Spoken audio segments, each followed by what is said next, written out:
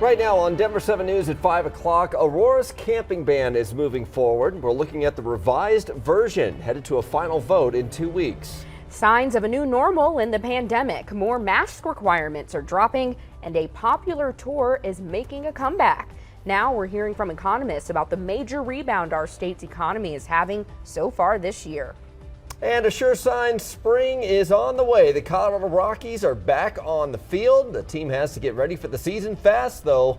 After league lockout delays, we're going to take you to Scottsdale, Arizona for spring training and hear from a couple key players. Thanks for joining us. I'm Brian Sanders. And I'm Micah Smith. We're getting another round of spring-like weather, but a big change is on the way. Katie LaSalle is tracking that change for us. Katie, we're talking about rain and snow in the mix. It will be moving in, it looks like, late Wednesday through early Thursday morning. But first, let's talk about today because some gorgeous weather is on tap. Mostly clear skies this morning. Cool temperatures from the 30s from Denver down through the Springs. Low 20s into Greeley with teens and low 20s into many of our mountain towns this morning. So taking the dogs out early on will still stay around freezing through 8 a.m. but a warm up will occur by 11 o'clock, already seeing low 50s and daytime highs back to the upper 60s across the majority of the plains. So warm and dry statewide for today. Here's that next storm system moving in from the north-northwest. Wednesday evening, we will start to pick up some snow into the mountains. It'll be a rain shifting to snow mix here in town. Light snow for the metro area through the day on Thursday, then some warmer air filters back in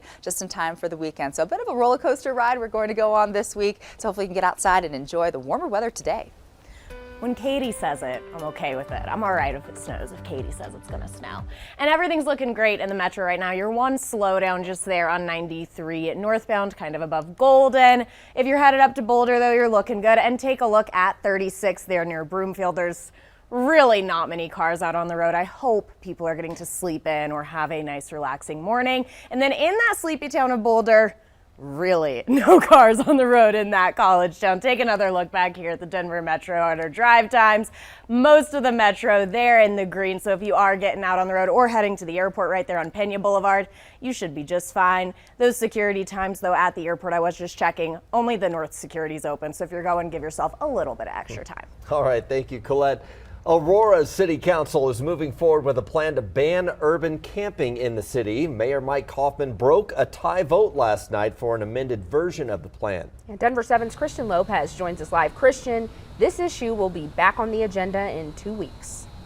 Yeah, it will be, and that's because they added an amendment, but it wasn't the one Mayor Kaufman had originally proposed. Now, for the most part, this ordinance will stay the same. The city still has to give people 72 hours notice before making the move and also make sure that there's enough shelter space available. And if people don't comply, they can get a ticket or even face an arrest. But the mayor was trying to add an amendment clarifying that people found to be illegally camping wouldn't receive a court summons or be convicted. And that proposal didn't get a second in council and it was defeated. But council member Crystal Murillo did introduce an amendment to temporarily store personal belongings cleaned up from these camps. We are taking away everything that people have in this world with this ordinance. How dare we not even provide an opportunity to store that safely for people? How dare we? This is everything that people own. And Murillo's amendment does direct city manager to come up with a plan for storage. And the earliest that this ordinance will be back on the table is 2 weeks from now. And if it passes then city council, it will take effect 30 days later. So as early as April 30th. I'm Christian Lopez, Denver 7. All right, thank you, Christian. Well, at least 3 Colorado cities already have camping bans. They are Denver, Boulder, and Fort Collins. They have all faced court challenges, though, and you'll see how complicated these issues get as we take a look at Denver's timeline specifically. City Council first passed a camping ban a decade ago. Then back in 2019, a measure to end it was defeated by voters. Months later, though, a judge ruled the ban unconstitutional, and then an appeals court upheld the ban. In our last election, Ordinance 303 would have modified Denver's camping ban to require 4 designated camping sites and forced the city to take action on an unauthorized camp within 72 hours of getting a complaint. A judge threw out the 72-hour rule days before the election, though, and voters defeated the proposal. A lot of local industries seem to be bouncing back to pre-pandemic operations. Theatergoers in Denver will soon no longer have to show proof of a negative COVID-19 test or wear a mask inside. The Colorado Symphony, Opera Colorado, Colorado Ballet, and the Denver Center for the Performing Arts announced they will lift requirements at the end of the month. After a 2-year hiatus, Coors' famous Golden Brewery Tour is coming back this Friday. They close tours on March 13th, 2020. There are a few rules. Anyone 6 and older will have to provide proof they've received the COVID-19 vaccine, and group sizes are limited. There's even more good news for our economy. Our state unemployment rate is dropping and jobs are coming back. Denver 7's Veronica Acosta joins us live. Veronica, while this is great to hear, small business owners are facing other struggles. Some really great news to start off though, right? Most of the jobs we lost in those first 2 months of the pandemic, we've now recovered them. At least that's what state economists say. And they say that this was a really fast rebound. And get this, a new report, it's going to be coming out in about 10 days or so. They anticipate that to say that we have recovered all of those jobs that we once lost nearly 2 years ago now. Now, you mentioned it. One thing that's not back to those pre-pandemic levels, that's unemployment. The other challenge here has been the supply chain issues that we've heard so much about.